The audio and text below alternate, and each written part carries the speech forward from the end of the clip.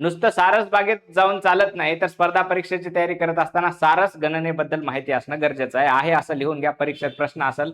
अतिचर्चित पक्षी आहे सारस. ग्रोस अँटिगॉन असं त्याचं शास्त्रीय नाव आहे. अँटिगॉन असं लक्षात ठेवा. अँटिगॉन असं काहीतरी म्हणा बरं का.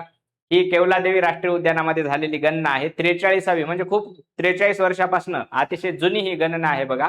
आणि हा सारस पक्षी चर्चेत आल्यामुळे तिथली गणना तर आपल्याला बघायचीच, त्या राष्ट्रीय उद्यानात त्या ठिकाणावर कशी झालेली आहे, पण इतर ठिकाणची सगळी माहिती बघायची आहे. अशी माहिती तुम्हाला लिहून घ्यायची. तर बघा ही 43वी गणना आहे बघा. ती गणना झालेली आहे विद्यार्थी मित्रांनो घना Keoladeo natural history society, okay, वन्यजीव विभाग यांच्या संयुक्त विद्यमाने. ही एक माहिती लिहून घ्या. कुठं दरवर्षी उन्हाळ्याच्या सुरुवातीला एप्रिल महिन्यामध्ये ही गणना झालेली. आता एप्रिल महिन्यामध्ये झाली ही झालेली आहे गणना विद्यार्थी मित्रांनो. भरतपूर जिल्हा, डीग जिल्हा आणि उत्तर प्रदेशच्या बॉर्डरवरचा भाग. उत्तर प्रदेशमध्ये भरपूर सारस आहेत. ओके, त्याच्यानंतर संपूर्ण क्षेत्राचे 17 झोनमध्ये विभाजन करण्यात आलं होतं आणि ही गणना केली होती. निष्कर्ष आपल्याला इथं काढता आलेले आहेत बघा. एकूण संख्या भरतपूर क्षेत्रामध्ये 81 सारस झालेले आहेत आणि केवलादेवी राष्ट्रीय उद्यानामध्ये 22 सारस झालेले आहेत. ओके, केवलादेवीमध्ये 22 आणि टोटल संख्या ही 81 वर पोहोचलेली आहे. ओके, 22 केवलादेवीमध्ये आहेत. हा एक पॉईंट लक्षात घ्या. त्याच्यानंतर हा मुद्दा चर्चेत आल्यामुळे सर्वात जास्त सारस पक्षी हे उत्तर प्रदेशमध्ये आहेत बघा. मागच्या वर्षीच्या तुलनेत ह्या वर्षी वाढ. आता ह्या गणनेमध्ये हे मोजलेले नाहीयेत, पण माहित आपल्याला असायला पाहिजे. हा पण महत्वाचाच मुद्दा आहे.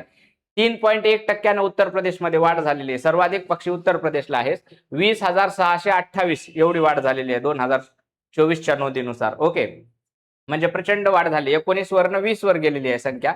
यांना धोके काय आहेत? सर्वात उंच उडणारा पक्षी आहे बघा हा. म्हणून विजेचे जे तार असतात त्याला ते धडकतात आणि ते मरतात. म्हणून कमी होत चाललेल्या पाणथळ जागा, शेती कीटकनाशकाचा वापर आणि वीज वाहक तारांमुळे ते व्हायला लागलेले आहे. महाराष्ट्रामध्ये जर म्हणाल तर महाराष्ट्रामध्ये गोंदिया, भंडारा, गडचिरोली इथं सारस पक्षी आढळून येतात दरवर्षी. इथं सुद्धा गणना होते.